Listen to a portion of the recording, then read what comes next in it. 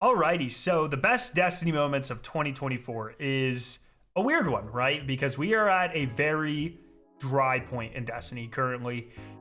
But a lot of this year had some of the best content I think we have ever seen in this franchise. And I think it is very important to criticize what isn't working in Destiny and give constructive feedback on where they should take it. And that's going to be a video I'm putting out in a couple of days, the worst moments of 2024 for Destiny.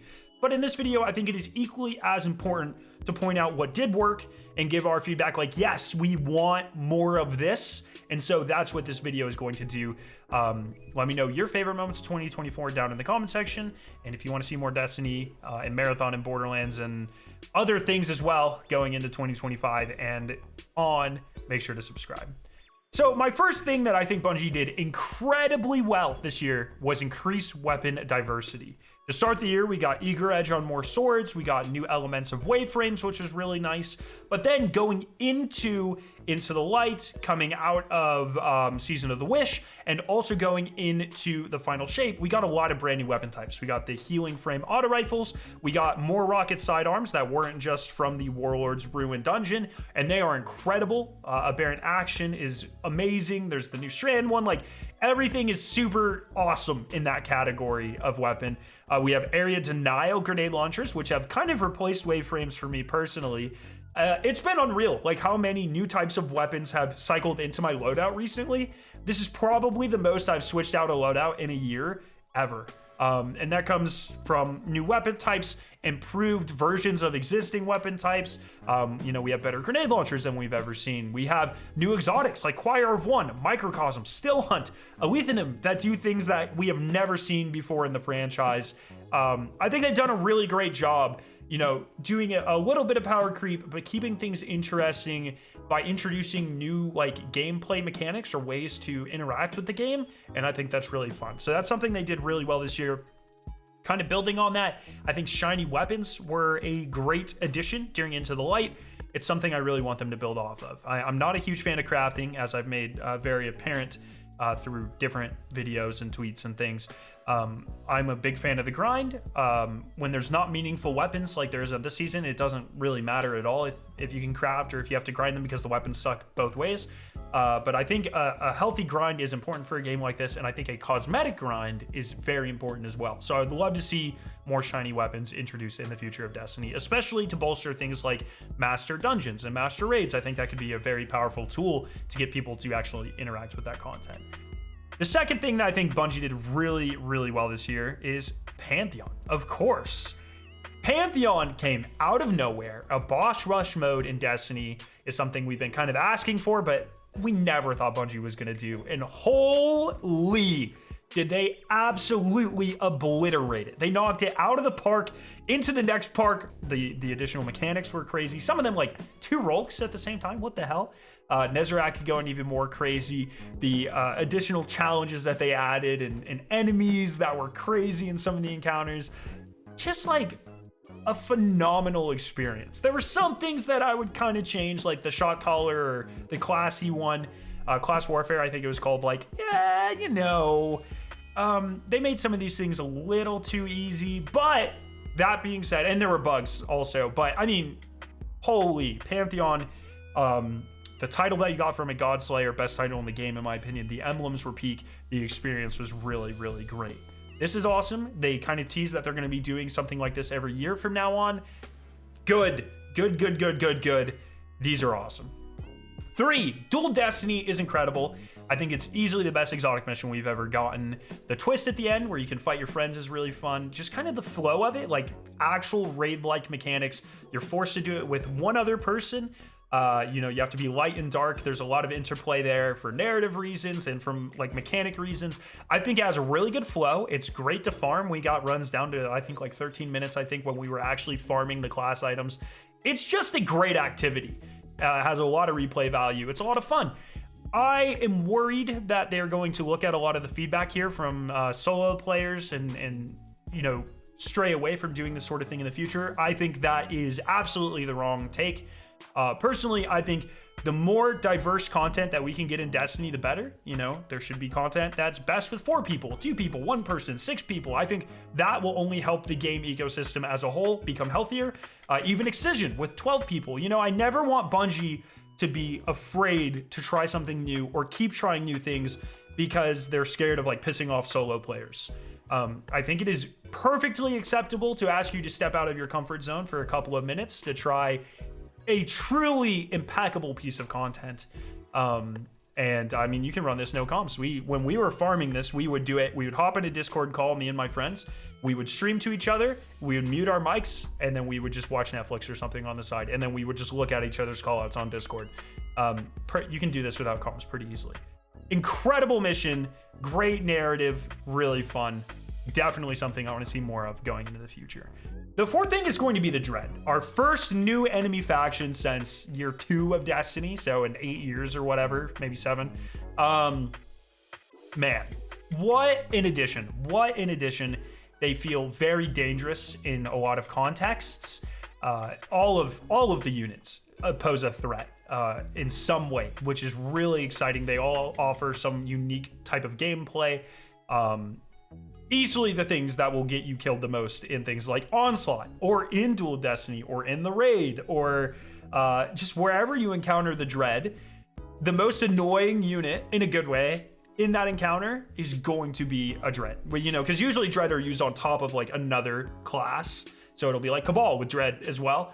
And the Dread are always the most deadly things. And I think it added a lot of really great aspects to gameplay. You have the Grims, which, you know, you now have to be more conscious of aerial combatants or combat. You know, you have the small Scion guys. You have the subjugators that are terrifying. Just really, really great additions to the game, in my opinion. So that's really cool. 5, Salvation's Edge is goddamn incredible. Is it tedious? Like, this is definitely one of these raids where I'm not going to go just hop in an LFG and do like a relaxed run of this. I don't think that's really possible. But Salvation's Edge is like the epitome of a raid, in my opinion. I'm so glad it exists. It is what I would consider to be the best raiding experience or the best raid in Destiny.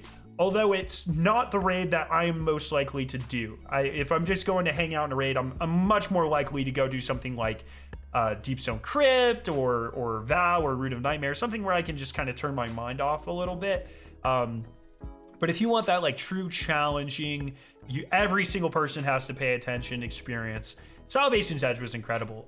The mechanics were awesome. The aesthetics, oh my goodness. Every encounter being a different enemy type plus the Dread.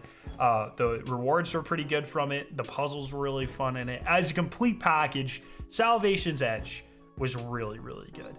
There are a couple small things I would change here and there, but for the most part, I mean, just absolutely incredible. What a pinnacle raid experience, and definitely something that I hope most people get the chance to experience at least once, because once that first time killing the Witness, oh my goodness, that is peak Destiny. Very cool. 6, Prismatic. Man, I don't think anything this year has had a bigger impact with how I interact with the game than Prismatic. You guys know, up to this point, I'm like a movement kid, as they say.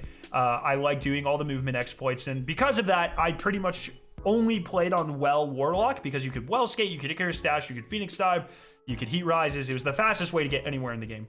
The fact that Prismatic has completely changed that, where I'm not playing that quite as much. I'm actually much more on Prismatic, especially in kind of mid to high tier content, is really something. It got me off quite a bit. It has me experimenting with other classes in PvE and PvP. I've been playing a lot more Titan and Hunter recently. I mean, just the way Prismatic, there are aspects of it that are annoying. Like, it's undoubtedly very powerful, and different things have been broken at different points in time within Crucible. But it has just been an absolute game changer, and it has been incredibly fun to interact with and mix and match all these subclasses and play with Transcendence and Buildcraft. It has just been so much fun. So Prismatic, huge W in my opinion. I wanted to throw in some honorable mentions here. Excision was a lot of fun, kind of like Dual Destiny, something that I'm glad they took a risk with. I don't need to see a 12-man activity every month or whatever within Destiny. But it was cool that we did it one time to really put a point of emphasis on like taking down the Witness as a huge team. That was really fun. Skimmers came out this year. Did we all forget about that? Skimmers are freaking sick. They break the game in a lot of ways. You can just skip a lot of jump puzzles, but they are so much fun. This is exactly the type of creativity and innovation I really want to see in Destiny going forward. And just the amount of secrets they've been doing. Salvation's Edge had a ton of secrets. Encore, the exotic mission, and Episode of Echoes had a ton. Episode of Echoes had a few. They had the world bosses where, you know, you had to do stuff in Battlegrounds. You could go find world bosses on Nessus. That was really fun. 0 Hour Puzzle and Vesper's Host had an insane amount. So I feel like this year, more than the past like 4 or 5, Bungie's really been breathing in these little secrets into the game. And for me, that means a lot. And it's been very, very cool to see. So glad they've been doing that. And finally, the 7th, and probably my favorite thing from all of Destiny in 2024, Vesper's Host. As a complete package, Vesper's Host was unbelievable. Just unbelievable. The contest experience, the puzzles, the replayability of the dungeon, the loot from the dungeon, everything about this dungeon is incredible. Could use some help in the farming department, but you have weapon focusing to help a little bit. But, you know, other than that, like, oh my goodness, what a phenomenal dungeon. I believe it is clearly setting up Apollo as well. So it has a lot of, you know, narrative tie-ins to the future of Destiny. I really hope this is what the like standard dungeon experience is going forward, because man, what a complete package. That just everything about it was incredible. So I was a big fan of that. Yeah, so I mean, other things I didn't mention, you know, the narrative of Final Shape. Like, I think Final Shape as a whole killed it, but it'd be kind of a cop-out to be like, yeah, one of the 3 pieces of content this year that we got was one of the 7 best things or whatever, you know what I mean? Obviously, Final Shape was amazing, but I think it's a combination of a lot of this stuff that made it amazing, so I wanted to call those out individually. If I missed anything, let me know down below. It has been a great year. I know there's been a lot of bad things as well. Like I said, we'll talk about that in a couple days. But in terms of like how highs the high were that we hit, how high the highs were that we hit, however the hell you want to say that, man, we hit some peaks this year. There was some really great content. We'll talk about the bad stuff in a couple of days. I hope you enjoyed this video, and I'll see you next time. See ya.